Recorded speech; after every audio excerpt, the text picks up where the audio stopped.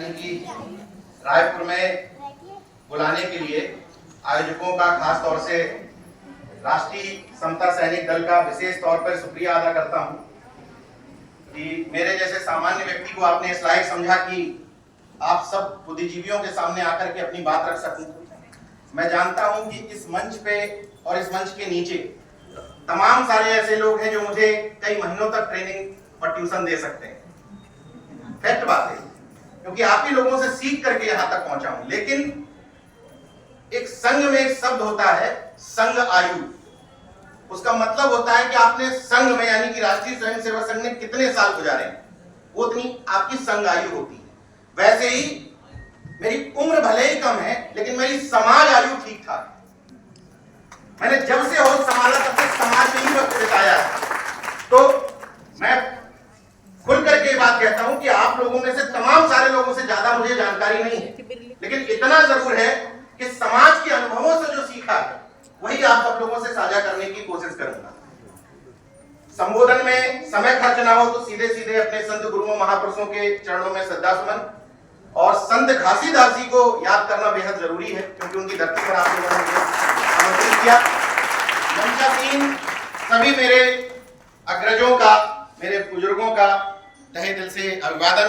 आप सब लोगों का शुक्रिया, क्योंकि अगर आप नहीं होते तो हमें कौन पूछ रहा होता।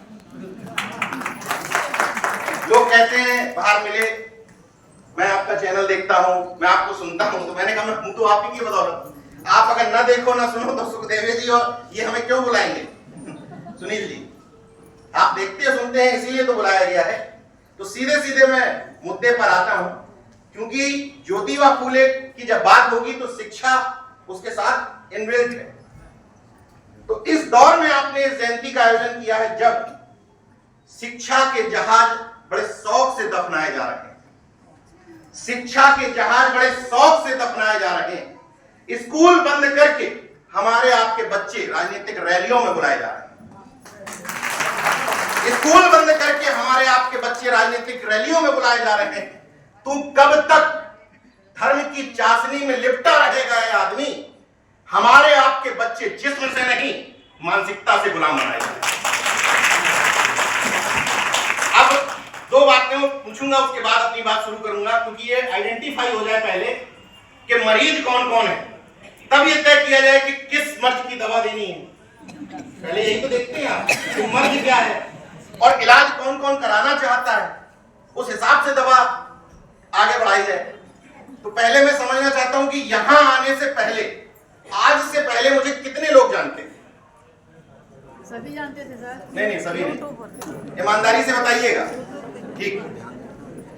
अब मैं जो कुछ सीखता हूं वो समाज से सीखता हूं, समाज में डिलीवर कर देता हूं। सीखने की बात यह है कि इस मंच पे क्या हुआ, जो पहले नहीं करता था बहुजन वो अब कर रहा है। आपको याद है कि पिछले 5-10 साल पहले किसी पत्रकार को मुखत्ती बनाया गया हो, वो भी मेरी उम्र के। कभी होता था ऐसा? अब हो रहा, यानी कि हम बदले। अब जो लोग मुझे पहले से सुनते थे उनको पता है कि ठीक ठाक बोल लेते हैं, ठीक ठाक बकता है, लेकिन जो लोग मुझे नहीं सुनते थे पहले से वो भी आज ठीक ढंग से सुन रहे हैं। वजह क्या है? वजह है कि आपने अपने एक परिवार के बच्चे को, मैं देसी भाषा में समझाता हूं कि तमंचा जानते हैं ना, रिवॉल्वर, आपने तमंचे को तोप बना के प्रेजेंट किया है। यही हम सबको अपने घर के बच्चों के लिए, बहुजनों के लिए करना है, जो हम नहीं कर पाते हैं। वो लोग जो आपके समाज के लिए, हमारे बहुजन मूवमेंट के लिए फुल टाइमर हो सकते हैं, उनको हम पता क्या कहते हैं? अच्छा ये बच्चा ठीक है, रायपुर जाता है, बढ़िया काम करता है, ये कुछ नहीं, फर्जी है, फोटो खिंचवाता रहता है नेताओं के साथ, अधिकारियों के साथ, कुछ नहीं करता ये। और वो जो कुछ नहीं करता वही बहुजन मूवमेंट के लिए फुल टाइमर होगा। जो आईएएस की तैयारी कर रहा है वो फुल टाइमर होगा क्या? आप टाइमर भी नहीं हो पाएगा। मैं एक बात कहता हूं, मेरा अनुभव है, समाज में जो मेरिटोरियस बच्चे हैं उनसे ज्यादा वो काम में आते हैं जो समाज में दूसरे या तीसरी श्रेणी में पास हो रहे हैं। कभी भी इस बात का आकलन कर लीजिए। क्यों? जो मेरिटोरियस बच्चे हैं वो जब 12th में है तो वो अंदर बैठे हैं, बाहर उनको किसी से मिलने नहीं दिया जाएगा गेट से। तैयारी कर रहा है, अब उसने 12th में टॉप कहीं से कर लिया, अब जब वो आगे बढ़ा तो नहीं, किसी किसी से मिलने नहीं देना, IIT कर रहा है, MBBS की तैयारी कर रहा है, तब वो किसी से नहीं मिलेगा। जब उसका सिलेक्शन हो जाएगा तो वो ऊंचे पद पर पहुंच जाएगा, फिर किसी से नहीं मिलेगा। तो समाज के काम जो बच्चे आ सकते हैं उनको हम क्या कहते हैं? फालतू घूम रहे हैं। वही फुल टाइमर है, उसको सम्मान दीजिए। मेरी तरह तमंचे को तो बनाइए वो आपके काम आने लगे। फुल टाइमर तैयार कैसे करेंगे, कैसे समाज के बीच में से निकाल के लाएंगे? मुझे इस बात का गर्व और खुशी है कि अब बहुजन एक मामले में चेंज हुआ है। कुछ साल पहले तक केवल 2 लोग मंचों पे बुलाए जाते थे, ब्यूरोक्रेट्स या नेता। अब पत्रकार भी बुलाए जा रहे हैं। इस मंच पे एक कमी है, कोई वकील है? ये ध्यान रख लीजिए, बिना काले कोट वाले को मंच पे बैठाए कोई कार्यक्रम मत करिएगा, बहुत काम का है आपके। 5 कैमरे और 10 काले कोट वाले किसी थाने पे भेज दो, आपके काम वैसे नहीं पड़ जाएंगे। किसी विधायक को फोन करने की जरूरत नहीं, किसी अधिकारी को तेल लगाने की जरूरत नहीं, लेकिन उन्हें अपने बीच से निकालना पड़ेगा। मैं तो आज आया हूं, भाषण देके चला जाऊंगा। यहां कोई समस्या होगी थोड़ी लखनऊ से लड़ने आऊंगा, कोई राजनीतिक पार्टी या संगठन तो चलाता नहीं हूं। आपको अपने बीच में से ऐसे लोग तैयार करने पड़ेंगे, तब इन कार्यक्रमों की सफलता होगी। और बीच में का मतलब केवल रायपुर में नहीं, छोटे छोटे ब्लॉक स्तर पे, तहसील स्तर पर इस तरह के लोग तैयार करने पड़ेंगे। जैसे मैं एक बात से सहमत हूं कि आरएसएस को, मनुवाद को, ब्राह्मणवाद को गाली सबको देखिए, इतना सबको पता चल गया इतने समय में कि दुश्मन कौन है, सबको पता चल गया, दुश्मन आइडेंटिफाई है। अब बार बार गाली देके उनको संगठित क्यों करते हो? तुम जितना उनके खिलाफ चहल करते हो वो संगठित होते हैं, तुम नहीं होते हो। तो उनको चहल करने की बजाय उंगली इस तरफ करो, इस तरफ, और खुद से पूछो कि जिस समय संविधान खतरे में था, जिस समय निजीकरण हो रहा था, गेल भेल से सब कुछ बेचा जा रहा था, हमारे आरक्षण पर कुठाराघात हो रहा था, उस समय हम क्या कर रहे थे? आलोचना। क्या अपने हिस्से की जिम्मेदारी हम ठीक ढंग से निभा पा रहे हैं या नहीं? ये मत सोचना कि मैं लेखपाल हूं, मैं प्राइमरी का अध्यापक हूं, मैं सामाजिक कार्यकर्ता हूं। ज्यादा बड़े पद वालों से छोटे पद वाले ज्यादा समाज के लिए काम कर सकते हैं। बस वो अपनी ताकत पहचाने और ये सोच ले कि मैं समाज को डिलीवर करने के लिए जो बाबा साहब से हमें मिला उसको हम डिलीवर करने के लिए तैयार हैं, तो आप कर लेंगे। लेकिन दिक्कत वही है, हम क्या कर सकते हैं नीरज भाई? हम तो बहुत सामान्य पद पर हैं। आप सामान्य पद पर हैं, आप समाज के ज्यादा काम आ सकते हैं। ये नोट करके रख लीजिए, समाज की भी जिम्मेदारी है कि जो लोग समाज में ज्यादा काम करें, समाज में सम्मान पदों के हिसाब से देना बंद कर दीजिए, काम के हिसाब से, मेरिट के हिसाब से तय कर दीजिए कि फलाने व्यक्ति ने समाज का ज्यादा काम किया है, उसको ज्यादा सम्मान दें। चीजें बदलती हुई दिखाई देंगी, निश्चित तौर पर बदलती हुई दिखाई देंगी। अब इन परिस्थितियों में एक बात करना खास तौर पर बेहद जरूरी है। किसी पेड़ के कटने का किस्सा ना होता अगर कुल्हाड़ी में उसी लकड़ी का हिस्सा ना होता। आज जितने पेड़ों के कटने के किस्से सामने आ रहे हैं, दरअसल उनको काटने के लिए उन्हीं के समाज की लकड़ी इस्तेमाल की जाती है, और हम सर झुका करके कटने के लिए तैयार हो जाते हैं कि यार अपना ही तो भाई है, काटने आया है। तो इन चक्कर में हो क्या रहा है? बहेलिया आएगा, जाल बिछाएगा, हमको फंसाएगा। हम हर चुनाव से पहले रटा जाता है, हर बहुजन मूवमेंट के कार्यक्रम में रटा जाता है, तमाम महापुरुषों की जयंतियों में रटा जाता है, लेकिन होता क्या है? झोली वाला बाबा आता है, जाल बिछाता है, हमको फंसाता, और हम तो जिम्मेदारी ये है कि रट्टू तोता बनने की बजाय ये समझना पड़ेगा कि एक मदारी होता है जो डमरू बजाता है, खेल दिखाता है भालू का, वो अनपढ़ होता है, खेल दिखाता है, पैसा इकट्ठा करता है, झोला उठा के निकल लेता है। मदारी की बात कर रहा हूं, कहीं इधर उधर मत ले जाइए। मदारी यही तो करता है। तो हम अगर अपनी जिम्मेदारी समझ गए, और जितने लोग यहां सहमति में सिर हिला रहे हैं, मैं इस बात की रिसर्च कर रहा हूं, मुझे देश भर में बुलाया जाता है, और जिस भी मंच पे जाता हूं उस मंच पर पाखंड विरोध की बात होती है, अंधविश्वास की बात होती है, बुद्धिज्म की बात होती है, अंबेडकर की बात होती है, ज्योतिबा फूले और संत गुरुदास, रविदास और इन सबको मानने की बात होती है। तो मैं इस बात की रिसर्च कर रहा हूं कि अगर देश में वास्तव में जितने कार्यक्रमों में हम लोग शामिल होते हैं, अगर उतने ही लोग पाखंड और अंधविश्वास के वास्तव में विरोधी हैं, तो फिर पाखंड और अंधविश्वास कर कौन रहा है? इनकी दुकानें चल कैसे रही? दरअसल होता यह है कि एक चर्चा तो हो गई कि ज्योतिबा फूले बनने देने के लिए पत्नियों की जिम्मेदारी है, लेकिन पति पत्नी एक दूसरे के पूरक हैं। अगर बाबा साहब बने तो रमाई का योगदान था। हमारी रमाई साहिबा अगर नहीं इतनी त्यागी होती, नहीं उनको छूट देती, फोन कर करके अगर डिस्टर्ब किए रहती, तो शायद बाबा साहब समाज का काम नहीं कर पाते, डिस्टर्ब रहते।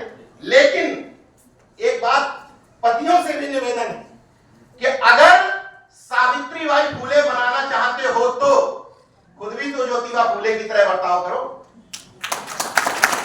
अपनी पत्नी को घर से बाहर निकालो तो सही, कार्यक्रमों में लाओ तो सही, जिम्मेदारी देना शुरू तो करो सही। निश्चित तौर पर ये दोनों एक दूसरे के पूरक हैं, केवल एक बनकर के दूसरा नहीं बना जा सकता।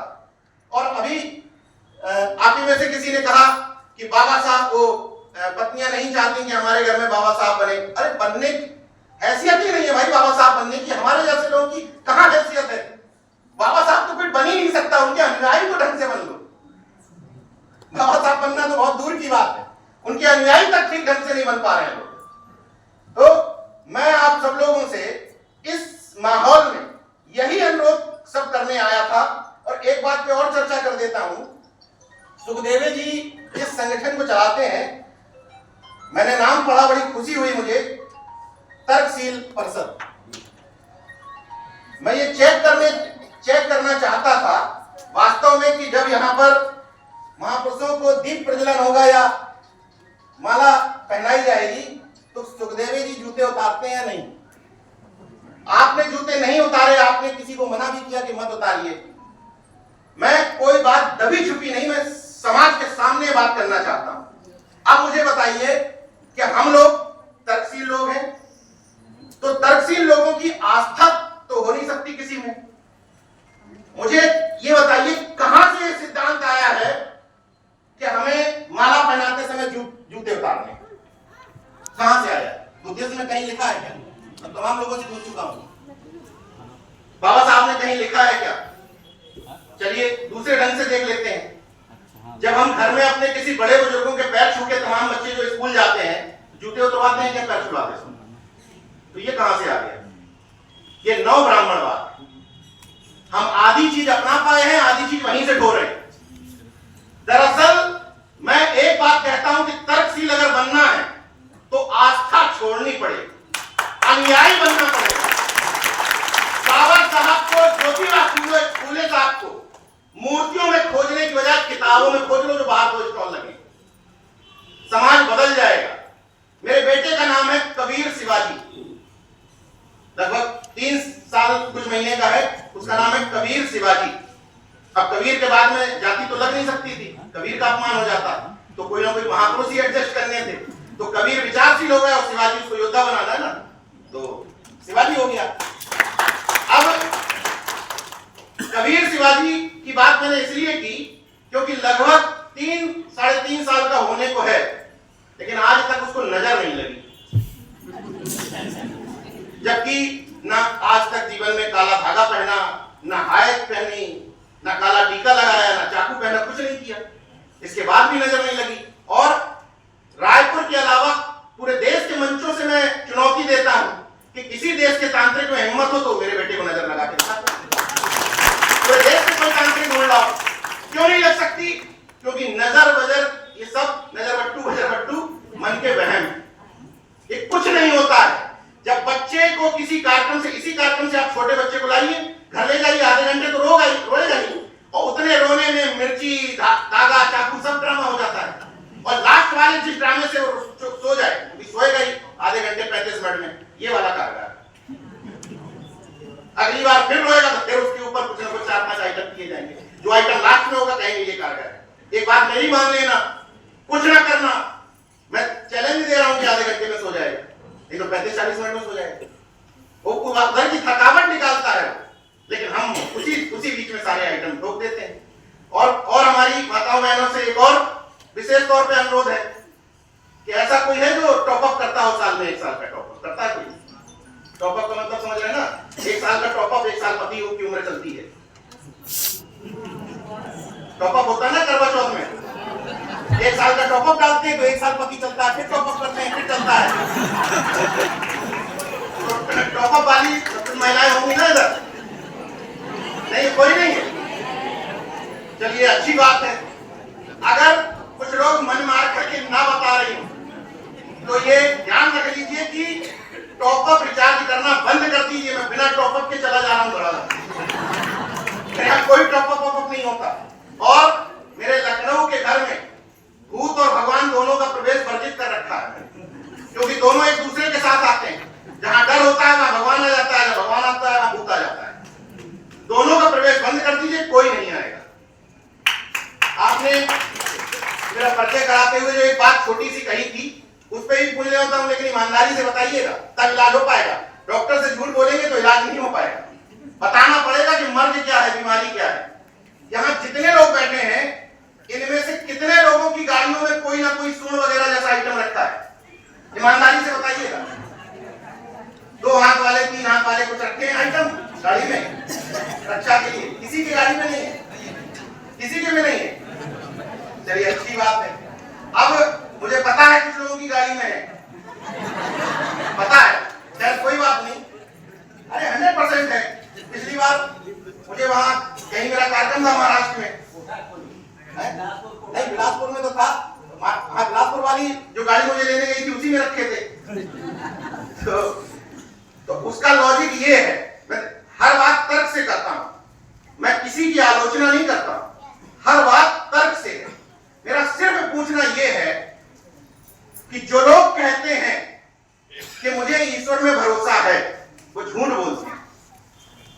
हम लोग एकदम खरे लोग हैं, ईमानदारी से कहते हैं कि हम किसी भी तरह के ईश्वर में भरोसा नहीं रखते। क्यों? अगर कोई महिला या पुरुष ये कहता है कि मुझे ईश्वर में भरोसा है, तो वो यही हाईवे जो है इधर से निकला हुआ जिससे हम लोग आए, कौन सा है? 53 जो भी हाईवे है, अगर कोई महिला पुरुष कहती है कि मुझे ईश्वर में भरोसा है, वो आंख बंद करके हाईवे पार कर ले शाम को 5 बजे। कर सकता है भाई, भरोसा है ना, नाम जपते रहो, पार कर लो। इसका मतलब झूठ बोलते हो, नहीं है तुम्हें भरोसा। अगर है तो यही सबसे कूद जाओ, बचा लेगा। हमें तो नहीं है भरोसा, हम अस्पतालों में भरोसा रखते हैं। जिनको लगता है कि ईश्वर नाम की कोई भी सत्ता आपको बचा लेगी, तो बीमार होने पर अस्पताल मत जाओ, मंदिर में एडमिट हो जाओ। क्यों अच्छा अस्पताल ढूंढते हो? और सबसे बड़ी बात ये देखिए कि हम लखनऊ से चलकर के यहां आए, पूरे देश में जाते हैं। इस काम को करने की मर्जी पता किसकी है? ईश्वर की। जो ईश्वर है, कहीं भी है, जहां भी है, इनका ईश्वर, वो चाहता है कि हम लोगों के बीच में जाएं और उनको ये बात समझाएं कि हमारे, उनके और ईश्वर के बीच में जो बिचौलिया है वो माल पीट रहा है। ये ईश्वर ने हमें कहा कि जाके समझाओ। क्यों? ईश्वर की मर्जी के बिना, अगर ईश्वर की मर्जी के बिना बोल रहे होते तो ये गिर जाएगा मेरे ऊपर। गिरना चाहिए ना, नहीं गिर रहा, मतलब ईश्वर चाहता है कि लोगों के बीच में जाओ और उनको ये समझाओ। क्लियर बात है कि नहीं? अच्छा, अब पहले मैं मंदिर भी जाता था, लेकिन जब से प्रकांड विद्वानों की मैंने बात सुन ली कि ईश्वर तो कण में, तो जाना बंद कर दिया। इसका मतलब तुम दोहरे चरित्र के लोग हैं जो लोग मंदिर जाते हैं, क्योंकि अगर कड़कड़ में व्याप्त है तो मंदिर में क्या खोजने जाते हो, और अगर मंदिर में व्याप्त है तो ये कड़कड़ वाली बात गलत है। तो हमारे नजर में तो कड़कड़ में व्याप्त है तो भाई हर जगह मान लेते हैं। गलत तो नहीं बोल रहा हूं। तो कुल मिलाकर के बात यह समझने की है कि अगर आप तर्कवादी हैं, तर्कवाद की एक और महत्वपूर्ण बात बता देता हूं। मुझे पूरे देश में, सब लोगों के लिए रिसर्च का विषय है, पूरे देश में, जैसे रायपुर ये जगह है, इधर आसपास कुछ थाना होगा, इधर के किसी थाने चले जाइए, अपने घर के आसपास के किसी थाने चले जाइए, पूरे देश में मुझे एक भी रेपिस्ट और एक भी मर्डर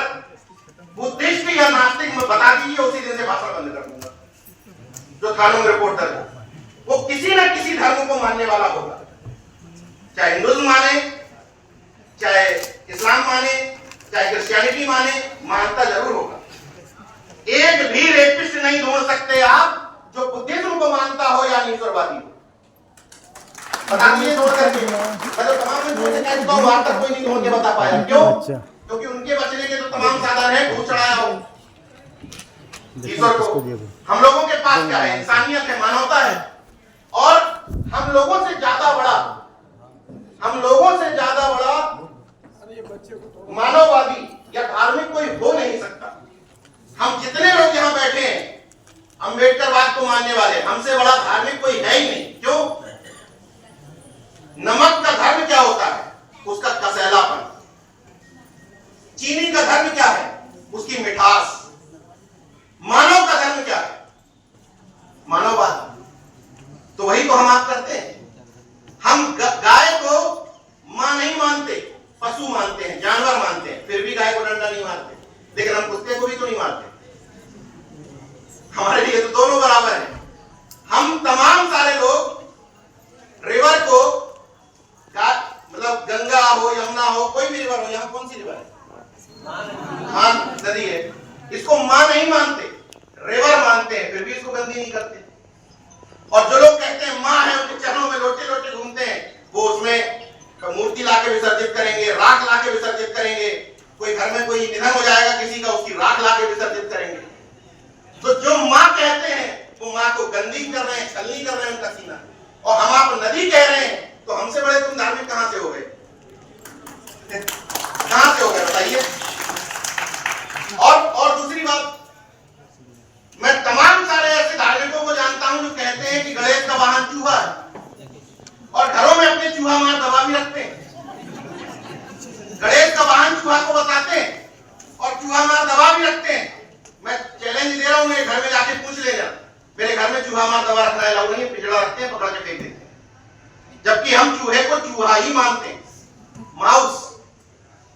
गणेश का वाहन नहीं मानते। ये है हमारे मानववाद, हमारे धर्म और उनके पाखंड में अंतर। इसलिए कभी कोई आपसे ये कहे तो कतई मत कहिए कि हम धार्मिक नहीं हैं। हमसे बड़े धार्मिक तो तुम हो ही नहीं सकते भाई। हम लोग मानववादी लोग, हमारे अंदर करुणा है, मैत्री का भाव है, इंसानियत है। गरीब को, कमजोर को, मजलूम को देख करके हमारा खून खौलता है, ये हमारे अंदर का भाव है। अब धर्म की परिभाषा घंटी हिलाना हो तो अलग बात है। मैं उस तरह के धर्म में बहुत ज्यादा यकीन नहीं रखता। वो वाली बात बीच में ब्रेक हो गई थी। अगर कोई अपनी गाड़ी में किसी भी तरह का यंत्र रखता है तो रखने की वजह क्या होती है कि रक्षा करेगा। तो अगर उस यंत्र पर इतना ही भरोसा है तो इंश्योरेंस क्यों कराते हो? इसका मतलब दोहरे चरित्र के व्यक्ति हो, भरोसा नहीं है। और चलिए मान लीजिए रखवा लिया आपने, पूजन करवाने क्यों जाते हो? अगर जिस शख्स से पूजन करवा रहे हो तो वो तो 4 व्हीलर की लंबाई चौड़ाई के हिसाब से पैसा बढ़ता जाता है। जितनी लंबी 4 व्हीलर उतना 500, 1000, 2000 ऐसे लगता है। तो अगर जिस व्यक्ति को 500, 1000, 2000 रुपए दे रहे हो तो इंश्योरेंस करवाते हो तो वो गारंटी तो देता है कि साल भर में आपकी गाड़ी लड़ेगी, भिड़ेगी, कांच टूटेगा तो हम पैसा देंगे। तो जिससे पूजन करवा रहे हो, किस बात का करवा रहे हो? कि कोई दुर्घटना ना हो, इसी बात का तो नहीं। और क्या क्यों करवाते हो? तो कम से कम 500 रुपए देते समय कुछ दिन की गारंटी तो लिखवा लो कि 500 रुपए में कितने दिन की जवाबदेही होगी तुम्हारी। पता चला वहां पूजन करवा के गाड़ी टूट गई, कहेगा मैं तो गायब करवाते हो। मेरी जब शादी तय होनी थी तो मेरे ससुर साहब घर पे आए और बोले बेटा हम लोग तो आपके विचारों से सहमत है, घर में दादी है वो नहीं मान रही। तो मैं तर्क से समझाता हूं, बहस नहीं करता, हमने कोई बात नहीं है। तो बोले कि लेकिन हमने एंटीना वाले से पत्री नहीं दिखवाई, हम आपके विचारों को जानते हैं, हमने अपने वाले से दिखवाई, मतलब 9 ब्राह्मण वाले, कि ब्राह्मण से नहीं दिखवाएंगे, अपनी जाति में ब्राह्मण पैदा कर लेंगे, उससे दिखवाएंगे। तो हमने कहा चलो, तो हमने कहा कोई बात नहीं, आप ऐसे एक काम करिए, वो जो तारीख निकाल रहे हो तो 10 रुपए के स्टाम्प पे उनसे लिखवा लाइए कि मेरी बताई हुई डेट में अगर शादी की जाएगी तो जीवन भर सफल रहेगी, और शादी में कुछ भी व्यवधान होता है तो मैं उत्तरदायी होऊंगा, लिखवा लाइए। अरे बोले बेटा ऐसे कौन लिख देगा? तो हमने कहा पिताजी बैठे हैं हमारे सामने, हम बैठे हैं, 100 रुपए के स्टाम्प पे हमसे लिखवा लो कि हमारी बताई हुई डेट में शादी करोगे तो जीवन भर बेटी सुखी रहेगी। तो कह रहे अब इसमें बेटा क्या हम कहें बताओ? तो हमने कहा दादी को बता दो, 2 ऑप्शन है, या तो उनके बताई हुई डेट पे कर लो तो लिखवा लो, और हमारी बताई हुई डेट में कर लो तो हमसे लिखवा लो। बाद में सहमति बन गई। तो समाज में समझाने के तरीके, जैसे मेरी माता जी का निधन हुआ, अभी 31 मार्च को 1 साल पूरा हुआ, तो गांव में हमने जानबूझ करके एक कार्यक्रम रखा। तो एक बुजुर्ग ने कहा बेटा आपकी और बातें तो समझ में आ गई कि आपने नदी को गंदा नहीं किया, उनकी राख को हमने अपने खेतों पर और अपने हमारे मामा जी के खेतों पर वो करवा दिया, उनकी अस्थियों को एक जगह पर अस्थि विसर्जन करवा के और वहीं पर पौधे वौधे लगवा दिए। तो बोले और सब बातें ठीक है आपकी समझ में आती हैं, ये बहू के नाम के सामने तुमने स्वर्गीय क्यों नहीं लगाया? तो हमने इनको कहा कि अगर कुछ भाषा में समझाएंगे कि जिंदा जा नहीं सकता, मरा बता नहीं सकता, तो स्वर्ग नरक की खोज किसने की? तो हमने कहा इनको समझना कठिन होगा। गांव के व्यक्ति हैं तो गांव की भाषा में समझाते हैं। आप सब लोगों से भी निवेदन है मेरा कि आज तक आपके गांव भर आस पड़ोस में कोई तो ऐसा व्यक्ति मरा होगा जिसने 2-4 मर्डर किए हो, कोई तो आपकी नजर में होगा ऐसा? उसके जरा कार्ड पे देखना कि स्वर्गीय लिखा था कि नरकी लिखा था। आज तक 4 रेप करने वाला, 5 मर्डर करने वाला मरा होगा तो कभी नरकी हुआ है क्या कोई कार्ड में? सब स्वर्गीय तो हुए। तो मैंने उनसे दादाजी से कहा दादाजी ये बताओ, एक उदाहरण दिया अपने गांव में, हमने अपने गांव में वो थे जब मरे थे उनकी 13वीं हुई थी तो क्या लिखा था कार्ड? बोले स्वर्गीय। तो हमने कहा बताओ, जहां व्यभिचारी जाता हो, जहां मर्डरर जाता हो, जहां रेपिस्ट जाता हो, जहां भ्रष्टाचारी जाता हो, वहां आपकी बहू को भेजना ठीक था क्या? बोले बेटा ये तो हमने कभी सोचा नहीं। तो हमने कहा नहीं आप बताओ, दिल से बताओ। कह रहे ये तो बात यार सही है तुम्हें। तो हमने कहा इसीलिए हमने स्वर्ग नहीं भेजा, स्मृति शेष है हमारे दिल में जीवे। और उनके जो काम थे इस साल हमने गिद्ध भोज नहीं किया, जिसको मृत्यु भोज आप लोग कहते हैं, वो गिद्ध भोज होता है। दरअसल गिद्ध टूट पड़ते हैं, एकदम मर गया इसके परिवार में, चलो खाने नोचने चलते हैं। तो हमने गिद्ध भोज नहीं किया। तो लोगों ने कहा ऐसा ना हो कि पैसा बचा ले, ये भी एक समस्या है, समाज को दिखाना है। तो मैंने चुनौती दी कि जैसे हमने पिछले साल भी आयोजन किया और इस साल भी आयोजन किया, हमने हेल्थ कैंप लगवाया गांव में, लगभग 250 मरीजों को फ्री में दवा बंटवाई। अब आपको लगता है कि आप हमसे ज्यादा बड़े पैसे वाले हो, आपको पैसे का शो ऑफ करना है ना घर में किसी के जाने के बाद, रहते रहते इज्जत और सम्मान नहीं करना, मरने के बाद जरूर दिखाना है समाज को कि हम बहुत प्यार करते थे। तो खैर कोई बात नहीं, अब आपको पैसे से ही दिखाना है कि हम बहुत प्यार करते थे, तो हमने 250 मरीजों को दवा बंटवाई, आप 450 को बंटवा दो। और ज्यादा पैसे वाले हो तो भैया 1000 को बंटवा दो। हमने रक्तदान करवाया, रक्तदान में 32 लोगों ने रक्तदान किया। आपको लगता है आप ज्यादा पैसे वाले हो, 150 रक्तदान करवा दो, आप ज्यादा प्रसिद्धि वाले व्यक्ति हो। हमने लगभग गांव के 160 बच्चों को कॉपी किताब बस्ते बांटे, आप और ज्यादा पैसे वाले हो, आप 1000 को बांट दो भाई, आपका नाम हो जाएगा। लेकिन ये नहीं करना है। गिद्ध भोज में 10 तरह के खाने बनवाने, व्यंजन बनवाने हैं, और आदमी उठने के बाद ये जरूर कहेगा सामने निकलने के बाद नमक ठीक नहीं था। तो चॉइस आपकी है। जब मैं अच्छा एक सवाल आपसे करता हूं कि कितने लोग बदलाव चाहते हैं? अब एक दूसरा सवाल, कितने लोग बदलना चाहते हैं? यही चीजों में जब अंतर होता है, बदलाव सब कोई चाहता है, लेकिन जब पूछो बदलना कितना चाहते हो? अगर नेता ना बिकने वाला चाहते हो तो जनता भी ना बिकने वाली होनी चाहिए।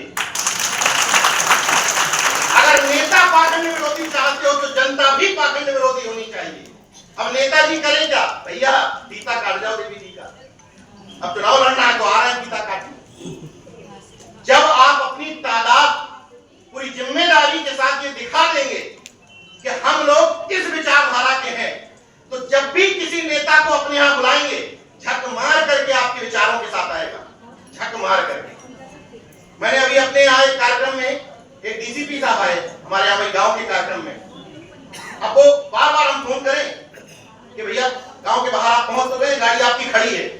बाद में आए तब मुझे पता चला क्यों उन्हें टाइम लग गया, ये काट रहे थे की गाड़ी, क्योंकि हमारे यहाँ कार्यक्रम में आ रहे, इतना मोटा बांधे थे, काट रहे थे। इतना डर खौफ होना चाहिए आपका, और वो तब होगा जो मुंह से बक रहे हो वो आपके आचरण में दिखाई देगा। तब समस्या ये है कि बकैत तो बहुत अच्छे हो गए, लेकिन जब खुद के जीवन में, खुद के आचरण में ढालने की बात होती है तो कहते हैं नीरज भाई पत्नी नहीं मान रही, मां नहीं मान रही, बच्चे नहीं मान रहे। उतना ही बोलो जितना कर पाओ, क्योंकि भाषण से ज्यादा लोग आपका आचरण फॉलो करते हैं। मैं बरेली में एक कार्यक्रम में गया तो मैं शादियों में जब जाता हूं तो केवल ज्योतिबा फुले और सावित्रीबाई फुले की तस्वीर देता हूं। शादी में, बर्थडे में तो कई अलग अलग महापुरुष देता हूं, लेकिन शादी में इससे अच्छा जोड़ा मेरी नजर में कोई है नहीं। तो मैं शादियों में सावित्रीबाई फुले और ज्योतिबा फुले ही भेंट करता हूं। मैं बरेली एक कार्यक्रम में गया शादी में, तो मैं फ्रेम नहीं करवा पाया। तो जो बरेली की टीम थी उसको कई बार भाषण सुना चुका था, लेकिन उस बार उसने देखा कि फोटो फ्रेम कराने के लिए कितने परेशान हैं। 3 किलोमीटर पैदल चल के चले गए। उसके बाद परिणाम ये हुआ कि बरेली की पूरी टीम अब जिस भी शादी में जाती है वो यही भेंट करती है, क्योंकि लोग आपके आचरण को देखना चाहते हैं। होता ये है कि हमारे जैसे जो बड़े बड़े ठेकेदार मंचों पे भाषण ठोकते हैं, घर में पत्नी बताती है बेटा गणेश जी है पूज लो, हम कहते हैं गोबर अगर बता दिया जाता है गणेश, तो समस्या वहां हो जाती है। इसलिए जो लोग अपने अपने घरों में मनुवाद के एजेंट बना के रखे हैं, काम अपने घर से शुरू करें। एक दूसरे की आलोचना ना करें कि देखो यार उनकी पत्नी नहीं बदल रही, फलाना नहीं बदल रहे, पहले खुद तो बदल जाओ। जब खुद बदल जाओगे तो ट्राई मारोगे। हम कौन से बड़े उसी खानदान में जन्म लिए जहां पर बुद्धिज्म था, जहां अम्बेडकर बात था। हम खुद 22 साल में बाबा साहब को अपना मान पाए। 22 साल तक यही मानते थे कि दलित समाज के नेता है, क्योंकि उसी तरह के घर में जन्म लिया। उसी को बदले ना हम बदले तो पत्नी बदली ना, लेकिन ट्राई मारा हमने। अब समस्या कहां पर आती है, जब खुद आप 50 साल में बदलोगे। अब 50 साल तक तो पत्नी से वो सब करवाते रहे, अब 50 साल बाद जागृति हुई तो अब चाह रहे हो कि बदल जाए, तो थोड़ी दिक्कत आएगी, लेकिन ट्राई मारना मत छोड़िए। और मुझे बदलने में समस्या क्यों नहीं आई? शादी तय हुई, फोन से बात होना शुरू हो गई, हो जाती है आजकल। जैसी फोन से बात हुई पहले बता दिया गया कि ये 2 चीजें घर में अलाउ नहीं है।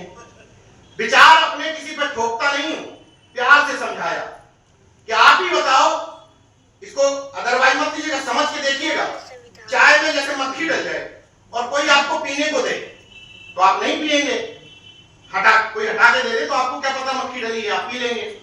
लेकिन इन पाखंडियों ने चाय में मक्खी डाल दी और हटाई नहीं, ऐसे ही पीने को दे दी और आप पी गए। कैसे? उन्होंने कहा शिवलिंग है, नाम भी नहीं बदला, बताओ ना, और ऐसे करके हमने पूछा। मक्खी हटाने की जरूरत ही नहीं है। उन्होंने कहा मूर्ख है, जब गोबर पूछ सकते हैं तो शिवलिंग में क्या तकलीफ है, पूछ ही लेंगे। बुझवा दिया, हमने यही बात समझा दी, समझ में आ गई, मामला क्लियर हो गया। लेकिन उसके लिए अपना आचरण ठीक करना पड़ेगा। दोहरी जिंदगी जियोगे तो ना मिशन के काम में आओगे, ना उस तरफ के काम में आओगे। एक तरफ रहो, क्लियर कट, क्योंकि जिन सामने वालों से लड़ाई है वो सामने वाले विचारधारा को लेकर के क्लियर रहते हैं। जब आपके समाज का कोई नेता अपनी पार्टी में ज्वाइन करवाते हैं, समय है मेरे जब अंतर समझिए, जब हमारे आपके समाज का कोई नेता अपने यहां ज्वाइन करवाते हैं, गौर करिए, जब मौजूदा राष्ट्रपति मुर्मू जी को राष्ट्रपति पद का उम्मीदवार घोषित कराया तो पहली तस्वीर उनकी कौन सी आई? मतलब आपको ये प्रूव करना है कि हाँ, हम तुम्हारी विचारधारा के अतिरिक्त गुलाम हैं, और ये न साबित करना है बल्कि अपने समाज को भी समझाना है। मुर्मू जी की पहली तस्वीर आई नंदी के कान में कुछ कहते हुए, मंदिर में झाड़ू लगाते हुए। क्या जरूरत थी? लेकिन आई, क्योंकि इसी हिसाब से उम्मीदवार बनाया गया है। रामनाथ कोविंद जी और मुर्मू जी, रिकॉर्ड उठा के देख लीजिएगा, पत्रकार हूं और रिकॉर्ड कहता हूं जो भी बात कहता हूं। रामनाथ कोविंद जी, मुर्मू जी जब जब संसद भवन से बाहर निकले, एक दलित समाज से, एक आदिवासी समाज से, तब कहीं ना कहीं माथा टेकने 100% गए। उठा के देख लीजिएगा उनका राष्ट्रपति भवन का कोई दौरा उठा के देख लीजिए। क्यों भेजे जाते हैं? क्योंकि समय समय पर किसी भी प्रदेश में जो डिप्टी सीएम बनाए जाएंगे, जो ये बनाए जाएंगे दलित और पिछड़े समाजों से, उनको जिम्मेदारी दी जाती है कि कोई ना कोई मनुवाद का आइडेंटिटी कार्ड माथे से लेके हाथ में शरीर में धारण करो, तब तुम समाज को गुलाम बना पाओगे। भले ही सवर्ण समाज का कोई नेता धारण ना किए हो, लेकिन हमारे वाले की जिम्मेदारी है कि बीजेपी में है तो धारण करना पड़ेगा, उनकी विचारधारा को स्वीकार करना पड़ेगा। अब इसको उलट दीजिए, जो हमारी तथाकथित बहुजनवादी पार्टियां हैं, मतलब हमारा नेता वहां गया तो उनके विचारधाराओं का गुलाम हो गया, लेकिन उनका नेता जब हमारे यहां आया तो हमारे नेताओं को कर्सा पकड़ा दिया कि नहीं, त्रिशूल पकड़ा दिया, सूंड पकड़ा दी। तस्वीरें देखी है ना सबने। इस अंतर को समझ लीजिए, वहां विचारधारा प्रधान है, विचारधारा से कभी समझौता नहीं होता। किसी ऐसा नहीं कि पिछड़े दलितों को वहां हिस्सा नहीं दिया जाता, देंगे, लेकिन इस शर्त पे कि इस विचारधारा की गुलामी करनी पड़ेगी। मगर हमारे यहाँ क्या है, उधर क्या है, एक संगठन है, उस संगठन के नीचे चाहे मुख्यमंत्री हो जाओ, चाहे प्रधानमंत्री हो जाओ, चाहे कुछ हो जाओ, उस संगठन के नीचे बैठना पड़ेगा। और हमारे यहाँ के संगठन नेताओं के चरणों में पड़े रहते हैं, तो कहां से संगठन की इज्जत बनेगी?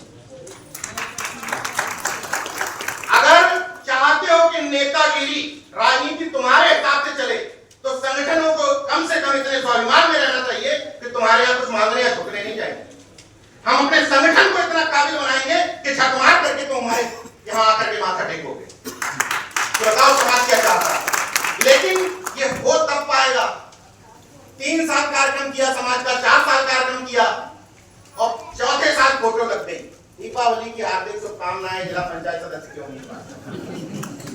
2 साल किसी ने गांव में काम किया, ग्राम प्रधान पद के प्रबल उम्मीदवार, तो नहीं हो पाएगा। अगर उनसे मुकाबला करना है तो त्याग करना सीखो। लोग हमसे कहते हैं नीरज भाई हम ठेका लिए हुए क्या? हाँ, हम ठेका लिए। ये समाज ऐसी तुम्हें सम्मान दे रहा। अगर हम आप लोगों से सम्मान ले रहे हैं तो 14 दिन की न्याय हिरासत के लिए तैयार हम ही को रहना पड़ेगा। ये नहीं हो सकता कि सम्मान हमें दो, जब जेल जाने की बात आए तो इनको निपटा दो।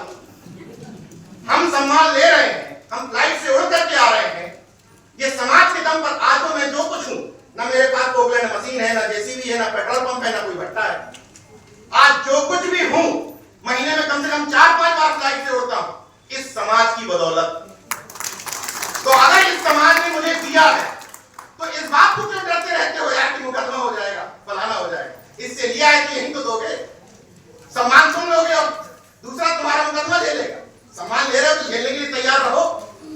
तो हम समाज में उस तरह के लोग चाहते हैं जो निष्पक्षता से किसी की भी आलोचना कर सके और जरूरत पड़ने पर किसी की भी तारीफ कर सके। क्योंकि बुद्धिजीवी हमने ऐसे बनाए। अब बुद्धिजीवियों की बात करिए, समाज में तमाम सारे बुद्धिजीवी हैं। जिम्मेदारी उनकी क्या है? अपनी अपनी जाति में मसीहा तलाशना। बुद्धिजीवियों की जिम्मेदारी है कि जब उनकी जाति का नेता कुछ गलत करे तो बुद्धिजीवी सामने आएंगे डिफेंड करने के लिए। भाई जैसे मैंने नीतीश कुमार की आलोचना कर दी, अब तथाकथित बुद्धिजीवी आ गए हमारे सामने, नीरज भाई आप बताइए, अपने समाज के नेता की आलोचना करते हो, कोई है जो फलाने की उनकी आलोचना करता हो? तो मेरा सिर्फ ये कहने का मतलब है कि बुद्धिजीवी का मतलब ये नहीं है कि हम अपनी अपनी जाति के नेताओं को डिफेंड करें, बल्कि अगर आपको लगता है कि हेमंत सोरेन ने सही किया, लगता है ना तमाम लोग, अब देखिए कंट्राडिक्टरी बात। जिन लोगों को लगता था कि हेमंत सोरेन ने सरेंडर न मार करके सही किया, जिनको ये लगता था, उनको ये भी लगता था कि नीतीश कुमार ने सही किया। ये कैसे हो सकता है? अगर सरेंडर मार करके सत्ता में बने रहना सही है तो फिर इनका कदम कैसे सही हो सकता है सोरेन साहब का? तो एक जगह जाति की वजह सही है, एक वजह विचारधारा की वजह सही है।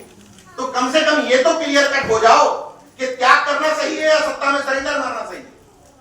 और जब आप त्याग के लिए तैयार रहते हो तो ये भी मेरी गारंटी है कि जो लोग इस बात का रोना रोते हैं कि मैंने समाज के लिए बहुत कुछ किया, समाज ने हमें बदले में कुछ नहीं दिया, मैं गारंटी से ये कहता हूं कि आपकी नीयत में कुछ ना कुछ खोट रहा हो। अगर ईमानदारी से और जिम्मेदारी से काम करते हो, समाज आप, मैंने इतना काम किया, समाज मुझे इतना दे चुका है, खूब शौक में किया। 6 साल मेरी मदर का इलाज चला। मैं किसी भी अस्पताल में पहुंच जाऊं, किसी भी बड़े से बड़े एम्स पहुंच जाऊं, पीजीआई चंडीगढ़, लखनऊ, कहीं भी, मुझे आधे घंटे से ज्यादा वेट नहीं करवाया गया किसी समाज की बदौलत। तो समाज दे रहा है ना।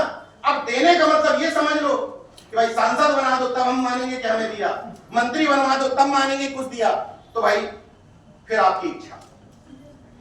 इसलिए उस तरफ के त्याग से अगर लड़ना चाहते हो तो अपने अंदर त्याग भी पैदा करो, तब सही अर्थों में बदलाव होगा। मैं पत्रकार हूं तो अंतिम बात कह के अपनी बात खत्म करूंगा। मैं मीडिया से जुड़ा हुआ हूं तो एक बात आपको गौर करना है। आपने कहा, किसी ने भी कहा ना कि क्या रामदेव वाली बात करेंगे, वो एक पार्ट है। मैं ये कहता हूं कि अपने घरों में इस बुद्धू बक्से को देखना बंद कर दो। अगर जैसे मैं अभी एक लोकसभा क्षेत्र में था, वहां का माहौल देखने गया था, तो जैसे हम लोग ये कह देते हैं कि अरे फलाना समाज गुलाम बन गया है, मूर्ख बन गया है, वजह समझो। जहां जहां आपका आदमी नहीं पहुंच पा रहा है वहां वहां मीडिया पहुंच रहा है, टीवी। आप जैसे सोच के देखिए, मैंने जैसे किसी दुकान पे पूछा, समाज का नाम बताना ठीक नहीं है, भाई किसको वोट कर रहे हो, उसने कहा फलानी पार्टी। तो अब सोचने की बात यह है कि हमने कहा तुम्हारे घर में कौन आया, कोई पार्टी वाला आया, बोला कोई नहीं आया, लेकिन मीडिया तो आई 24 घंटे में 22 घंटे एक ही चेहरा दिखाती है। तो वही तो पूछ रहा हूं मैं। तो ये जो दलाल मीडिया है, इस समय किसी भी पार्टी, किसी भी संगठन से ज्यादा बड़ी गद्दार है। इसलिए रामदेव के आइटम लेना बंद करो या ना करो, ये आपके ऊपर है, लेकिन इस दलाल मीडिया को अपने घर में देखना बंद कर दो, बैन कर दो। आप कितनी भी अच्छी सोच के हो, आप 24 घंटे टीवी देखिए, आपके विचार बदल जाएंगे, उस पर दिखता ही है ये चीज। और जो मैं चूंकि मीडिया का व्यक्ति हूं, मुझे पता है कि मीडिया में एक शब्द होता है एजेंडा सेटिंग। उसका मतलब ये होता है कि मीडिया वाले ये नहीं बताते कि इस बारे में अच्छा सोचना है या बुरा सोचना है, लेकिन ये एजेंडा सेट करते हैं कि सोचना इसी बारे में। जब तुम्हारे घर के मुद्दे, जरूरी मुद्दे की बात होना शुरू हो रही होगी, उस समय ये मीडिया बता देगा कि केवल एक बात पे चर्चा करना है, कंगना रनावत पे। चाहे पॉजिटिव करो चाहे नेगेटिव करो, करना कंगना रनावत पे ही है। जिस समय आप ईवीएम की चर्चा कर रहे होंगे, उस समय मीडिया बता देगा कि चाहे पान की दुकान पे खड़े हो, चाहे बस में बैठे हो, ट्रेन में बैठे हो, तुम्हारी जिम्मेदारी है कि चाहे राम मंदिर के पक्ष में बोलो या विपक्ष में बोलो, बोलो राम मंदिर पे। तो हमारे मुद्दे कहां चले गए? हम प्रमोशन में रिजर्वेशन की बात कब कर पाएंगे? हम जातिवाद जनगणना की बात कब करेंगे? हम निजीकरण में हिस्सेदारी की बात कब करेंगे? क्योंकि समय ही नहीं। तो मीडिया क्या कर रहा है, किसके पक्ष में बोलना है, और किस एक टॉपिक दे देता है, उसी के पक्ष विपक्ष में हम लग जाते हैं। हमें यह भी बात समझनी है, उनके एजेंडे में नहीं फंसना है। कई बार होता है कि झोली वाला बाबा कई जगह गड़बड़ी करता है, पानी में चले जाके फोटो खिंचवाता है, रिएक्शन ही नहीं देनी। वो चाहते हैं कि तुम इस पर रिएक्शन दो, रिएक्शन ही नहीं देनी है। किसी भी चीज को खत्म करने का ये भी तरीका होता है कि इग्नोर कर दो, लेकिन हम इग्नोर करने की बजाय आ गया आइटम नया, आ गई उसकी फोटो, लग गए उसी पे। ये ड्रामा है, नौटंकी है। वो चाहते हैं कि कहो तुम ड्रामा नौटंकी, क्योंकि तुम भूल जाओ कि रसोई का दाम क्या है, तुम भूल जाओ कि हमारे बच्चों की फीस महंगी हो गई है, तुम भूल जाओ कि बच्चों के बस्ते के वजन बढ़ गए हैं और कॉपी किताब इतनी महंगी हो गई है, ये भूल जाओ कि जीएसटी और उस समय नोटबंदी की लाइन में लगे थे और कोरोना के समय में क्या हुआ था। वो चाहते हैं कि एक नया आइटम हम लेके आए और उसी की बहस में उलझ जाओ। और चलिए आपने मान लिया कि आप गोदी मीडिया नहीं देखेंगे, तो महिलाओं से और खासतौर पर नई बच्चियों से निवेदन है कि आप लोगों की जिम्मेदारी अपनी आस पड़ोस की महिलाओं को समझाने की कि जब उन्होंने ये समझ लिया कि यार ये तमाम सारे संगठन, अम्बेडकरवादी संगठन बड़ा अच्छा काम कर रहे हैं देश में, इन लोगों ने ये समझा दिया है कि रामायण महाभारत जैसे सीरियल नहीं देखने हैं, तो अब नया आइटम आ गया। ये आप लोग बताइएगा सहमति से, डायन सीरियल आता है कि नहीं आता है?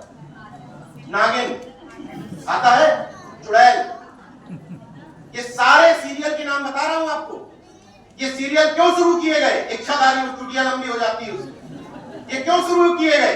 उसकी वजह यह है कि अगर तुम वो नहीं देख रहे हो तो ये देखो, और जब वो देखोगे तो पाखंड दिमाग में घुसेगा कि ऐसा कुछ हो सकता होगा, कोई इच्छाधारी नागिन टाइप की कोई चीज होती होगी। वो चाहते हैं कि तुम तार्किक तर्कवादी ना बनो, क्योंकि तर्कवादी बनोगे तो सवाल करोगे। वो चाहते हैं कि अंधविश्वास और पाखंड में पड़े रहो। कैसे? थोड़ी सिंपल भाषा में समझा देता हूं, अगर ये कठिन लग रही हो। आप सबको याद होगा कि अपने देश में मुंह नचुआ आया, याद है? लेकिन मैं पूरी दावेदारी और जिम्मेदारी के साथ कह रहा हूं कि कोई ये नहीं बता सकता कि मेरे घर में आया या मेरे पड़ोस में आया। कोई बता सकता है कि हमारे पड़ोस में मुंह नुचवा आया था? यही नहीं बता सकता, लेकिन आया था। अब ये ध्यान करिए किस सरकार में आया था उस समय अटल बिहारी वाजपेयी प्रधानमंत्री थे। फैक्ट बता रहा हूं, फैक्ट। तब मुंह नुचवा आया था, अब चोटी कटवा आया, लेकिन किसी के घर में आया? लेकिन पूरे देश में अफवाह फैली कि चोटी कटवा आया, मुंह नुचवा आया। उस समय अटल बिहारी वाजपेयी थे, चोटी कटवा आया तब माननीय सर्वशक्तिमान प्रभु है, तो तब चोटी कटवा आया। ये क्यों आते हैं?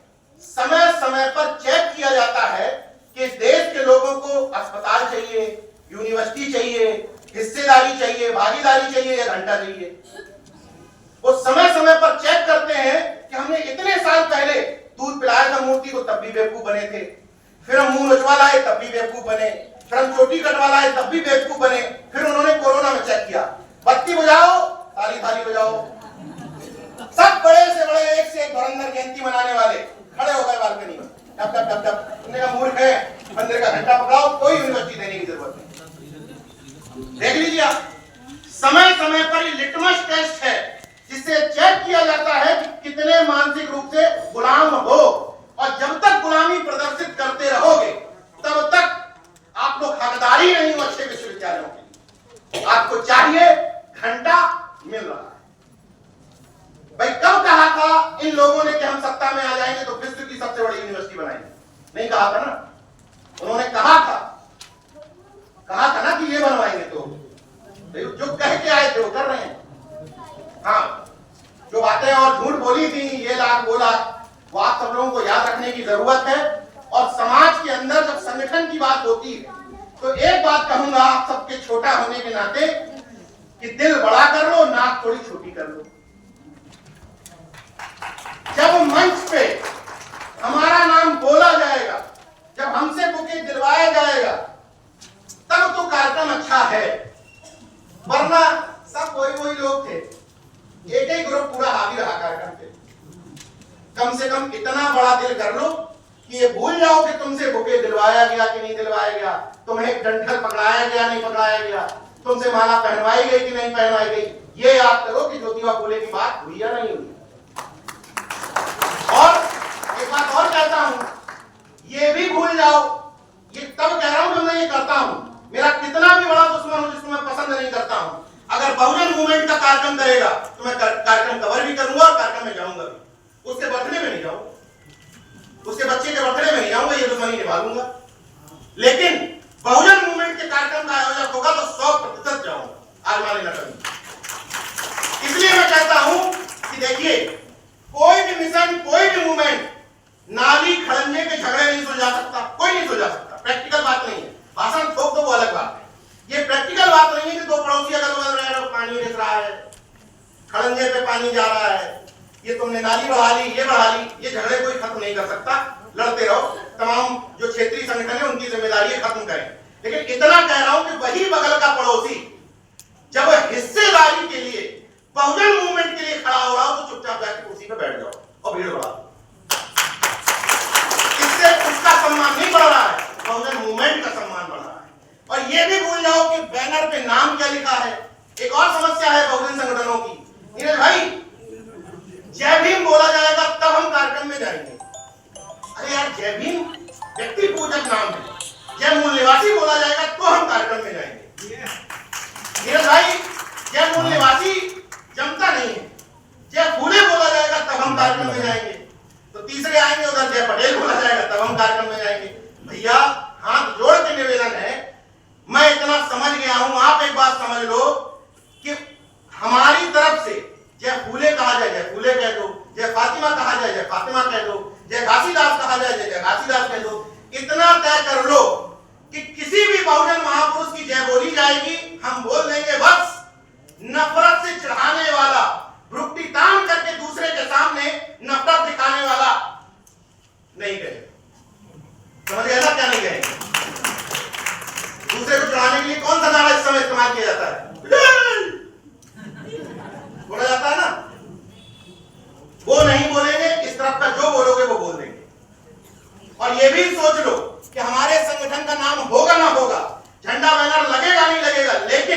बहुजन मूवमेंट के कार्यक्रमों में हम जाएंगे तब लड़ पाओगे, वरना आपसे भी लड़ते रहो। जैसे एक बात कही जाती है मंचों से, सारे संगठन एक हो जाओ, सारी पार्टियां ऐसे एक हो जाओ। ये प्रैक्टिकल बात नहीं है, ऐसा हो ही नहीं सकता। लेकिन जब सामने वाले से आप सीखते हैं तो एक बात सीखिए, वहां भी हजारों संगठन है, वहां भी तमाम अलग अलग दुकानें खुली हुई हैं, लेकिन जब पिछड़े दलितों के हक पर डाका डालना होता है, जब सवर्णवाद को बढ़ाना होता है, जब ब्राह्मणवादी वर्चस्व कायम करना होता है, जब सामंतवाद के लिए मोर्चा लेना होता है, तब एक हो जाते हैं। बाकी सब अलग अलग है संगठन, वैसे ही अलग अलग बने रहो। अलग अलग होना जरूरी भी है, क्यों? किसी का मानना है कि मृत्यु भोज बंद होना जरूरी है, वो संगठन उस पर काम कर रहा है। किसी का मानना जरूरी है कि ज्योतिबा फुले जयंती मनाना जरूरी है, वो इस पे काम कर रहा है। किसी का मानना जरूरी है कि अंतर जाति विवाह करना जरूरी है, वो उस पे काम कर रहा है। किसी का मानना है कि वो पाखंड और अंधविश्वास का विरोध जरूरी। मतलब अलग अलग संगठन काम अलग अलग करते रहे, कोई इसमें दिक्कत नहीं है। लेकिन जब अपने हक अधिकार की बात हो तब तो कम से कम एक हो जाओ, तब तो कम से कम एक साथ आ सकते हो, फिर अलग अलग हो जाओ। क्योंकि बात सही है, क्योंकि मैं इतना जानता हूं बहुजन समाज को, अगर एक हो गए तो सब एक कोना पकड़ लेंगे, बस यही साफ होगा, ये तीन छोड़ दिए जाए। सब कहेंगे नहीं हम यही कोना साफ करेंगे। तो भाई चार कोने हैं, चार लोगों को साफ करने दो, कोई हॉल साफ करे, कोई ये कोना साफ करे, कोई ये कोना साफ करे। लेकिन जब ये वाली बात हो जाए कि इसी हॉल में कार्यक्रम है तो सब मिलजुल करके पूरा साफ कर डालो एक साथ। अभी हो क्या रहा है कि प्लॉट हमारा दूसरे के कब्जे में है, हमारा बहुजन हिस्सेदारी का प्लॉट अभी दूसरे के कब्जे में है। उससे पहले हम लड़ने आ गए, यहाँ हमारी जगह, यहाँ तुम्हारी जगह। अरे प्लॉट तो कब्जा कर लो, अपना वापस तो ले लो, जो जितना कहते हो 80%, 85% जो कहते हो। इसीलिए तो जनगणना चाहते हैं हम लोग की क्लियर हो जाए। खैर जो भी संख्या है उतनी संख्या का प्लॉट तो अपने पास लाओ, उसमें फिर देख लेंगे कौन कम कौन ज्यादा। प्लॉट कब्जे में है नहीं, लड़ना पहले ही शुरू हो गए। बहुत समय आप लोगों का लिया, आप लोगों ने ध्यान से सुना। फिर से 3 अनुरोध करने के साथ बात खत्म कर दूंगा। अनुरोध नंबर 1, अपने आस पड़ोस में ढूंढिए इस तरीके के बच्चे जिनको फुल टाइमर बनाया जा सकता है, उनको सम्मान दीजिए। क्यों? ये मैंने उनसे ही सीखा है कि जब 10 लोग किसी नेता के यहां मिलने जाते हैं तो 9 लोग एक फटीचर को इतनी बड़ी तोप बना देते हैं। साहब 10 गांव का वोट बैंक है इसके पास, अब हमारे नेता अच्छा वो चारों सोच रहा है हमारे घर के हमारे कहने पे वोट नहीं डालते। लेकिन 9 लोग बताते हैं कि 10 गांव का वोट बैंक इसके पास है, वो फिर एक सिफारिश पकड़ाता है, आयोग में एक सदस्य बना दीजिए। अब नेताजी उस 10 गांव के वोट बैंक के प्रभाव में है, क्योंकि 9 लंबे कुर्ते वाले कह रहे हैं। और हमारे यहाँ क्या होता है, 2 पहले चुपचाप मिलने जाएंगे। वो भी आया था ना, उसके पास कहां ही ताकत है, असली संगठन हम है, 24 कैरेट मार्का वाला, वो फ्रॉड है। फिर वो 2 मिलके गए, फिर 2 जाएंगे, वो कहेंगे वो सब फ्रॉड है। काम 8 का नहीं होगा, जितने जाएंगे एक साथ होके जाइए, किसी एक को तोप बनाइए, उससे काम कहलवा दीजिए, हो जाएगा। एक अनुरोध। दूसरा अनुरोध, घर पर अगर अपने आप को बहुजन कहते हो, मैं इस तरह की किसी भी कार्यक्रम का मकसद ये नहीं मानता कि हमें बाबा साहब का प्रभाव बढ़ाना है, ज्योतिबा फुले, हम खाक बढ़ाएंगे, बढ़ा हुआ है ऑलरेडी, उन्हीं के दम पे हम लोग चल रहे हैं, इसलिए हमें आपको जरूरत नहीं उनका प्रभाव बढ़ाने की। हम सब एकजुट होते हैं बहुजन को बहुजन बनाने के लिए और इस एकता को बढ़ाने के लिए। तो यहां तो एकजुट हो गए, लेकिन जब यहां से लौट के अपने घरों में जाना, और अगर घरों में महापुरुष किसी एक महापुरुष की तस्वीर हो, 2 की हो, तो 5 की लगा लेना, अलग अलग समाज, ताकि घर में घुसने वाला कंफ्यूज हो जाए कि मानता किसको है। ये हमारी ताकत है। अब ऐसे क्या है, आप किसी के घर में घुसो, बाबा साहब टंगे हो तो मैक्सिमम अंदाजा लग जाएगा कि इस समाज का होगा। संत गाड़िए टंगे होंगे तो अंदाजा लग जाएगा इस समाज का होगा। ज्योतिबा फुले अकेले टंगे होंगे तो अंदाजा लग जाएगा इस समाज का होगा। नहीं लग जाएगा। जब कंफ्यूज कर देंगे तो डिस्टर्ब हो जाएगी। अब तुम नाम के बाद में टाइटल लिखो ना लिखो, मन में घुसा तो वही है कि भाई हम किसी इस समाज के व्यक्ति को बुलाएंगे तो उसी के महापुरुष की तस्वीर उसको पकड़ाएंगे। ये चीजें बदल दो। दूसरा अनुरोध। तीसरा अनुरोध, जब इस तरह के किसी बहुजन कॉन्सेप्ट के कार्यक्रम में आ रहे हो, किसी बर्थडे में जा रहे हो, शादी में जा रहे हो, उसके लिए नहीं लागू होता, लेकिन जब बहुजन कॉन्सेप्ट के कार्यक्रम में आ रहे हो तो अगर 4 व्हीलर से आ रहे हो तो 5 सीट मिनिमम होंगी। 5 सीटों में कम से कम 3 जाति के लोग बैठे होने चाहिए, कम से कम। नहीं तो होता क्या है, ये जानकार है, ये हमें ज्ञान दे रहे हैं, हम जानकार हैं, हमें ज्ञान दे रहे हैं। हर कार्यक्रम में बहुजन मूवमेंट के कार्यक्रम में एक दूसरे मतलब संविधान ठोके जा रहे हैं। मेरा कहने का मतलब है, जब बगल वाले प्रजापति जी को, साहू जी को टोकोगे कि भैया सीट खाली पड़ी है और आके बैठना है, ना पेट्रोल खर्च करना है ना डीजल खर्च करना है, बैठ जाओ आकर के, तो अपने आप आएंगे। सुखदेव जी ने कुछ उदाहरण बताए, कुछ लोग मुझे यहाँ दिखाई दिए, क्योंकि ट्राई मारा तो असर दिखा। हम लोग ट्राई मारना छोड़ देते हैं, जबकि मेरे बारे में किसी को कोई कंफ्यूजन नहीं है। आप यूट्यूब पे, सोशल मीडिया पे कहीं नाम डालिए, सब कुछ क्लियर है कि मेरी विचारधारा क्या है। इसके बाद भी मुझे ट्राई मारा जाता है आज भी। और हम जरा सा कोई उस तरफ की रैली में चला गया, नीरज भाई सब उस तरफ के लोग हैं ये सब, जब ट्राई नहीं मारोगे तो तुम्हारी तरफ आएंगे कैसे? और अगर आएंगे नहीं, नए लोगों की संख्या नहीं बढ़ाओगे, तो इतने लोग अंबेडकरवादी हैं, इतने ही बने रहेंगे, कोई फर्क नहीं पड़ने वाला। हमें अंबेडकरवाद का पैमाना, उसकी संख्या बढ़ानी पड़ेगी, यही वक्त की जरूरत है। और उसके लिए कुछ नहीं करना। सोच के देखो, अगर अंबेडकरवादी मूवमेंट के लोग संतराम जी प्रजापति की जयंती मनाने लगे, प्रजापति आएगा कि नहीं आएगा? मोहल्ले का होते हुए बताइए, आएगा कि नहीं आएगा? 100% आएगा। इसी तरह के कंफ्यूजन हमें क्रिएट करने हैं कि शिवदयाल चौरसिया, संतराम जी प्रजापति, जितने भी बहुजन मूवमेंट के अलग अलग काम करने वाले लोग थे, संत जगनाडे का नाम कितने लोगों ने सुना है? नहीं सुना? एक नहीं। किस समाज से थे? किस समाज से थे संत जगनाडे? अब सोचिए भाई, साहू समाज को कैसे बुलाओगे अपने पास? आप तो अपना महापुरुष रखे हो, उसको पूज रहे हो, और दूसरे से कह रहे हो हमारे वाला पूजो। पूजेगा, पहले बुलाना पड़ेगा, पहले अस्पताल मरीज को आइडेंटिफाई करना पड़ेगा, और फिर ये आइडेंटिफाई करना पड़ेगा इलाज कराना चाहता है कि नहीं। जब इलाज कराने के लिए तैयार हो जाए तो उसको लाके दिखाना पड़ेगा कि इनके बहाने आ जाओ, फिर हम तुमको अपने खेमे में ले लेंगे। संत जगनाडे तेली समाज के थे, साहू समाज के, और संत जगनाडे की वजह से ही शिवाजी पाखंड विरोधी हुए थे। क्योंकि संत जगनाडे को जब आप पढ़ेंगे, संत जगनाडे वो संत थे जिन्होंने संत तुकाराम के जितनी भी पांडुलिपियां वो लिखा हुआ फेंक दिया गया था ब्राह्मण विरोध में, उन्होंने खोज के निकाला। तो 3 कनेक्शन बनेंगे, कुणबी, शिवाजी, संत तुकाराम और जगनाडे, ऐसे ही कॉम्बिनेशन जोड़ने। जब मैं मूर्ख था तब लोग मुझसे कह देते थे कि कोई अगर मुझसे कह देता था कि जीजाबाई, जैसे हम लोगों ने एक कार्यक्रम आयोजित करवाया प्ले, उसमें हमने दिखाया कि जीजाबाई कुणबी और यादव वंश से उत्पन्न हुई थी, इसलिए शिवाजी बलशाली थे, मतलब इंटरकास्ट मैरिज से उत्पन्न हुई संतान बहुत महान पैदा हुई। तो हमसे किसी ने कहा, नीरज भाई आपको पता नहीं है, जीजाबाई तो महान कुल में पैदा हुई। तो अगर हम मूर्ख होते तो हम इस बात पे भिड़ते।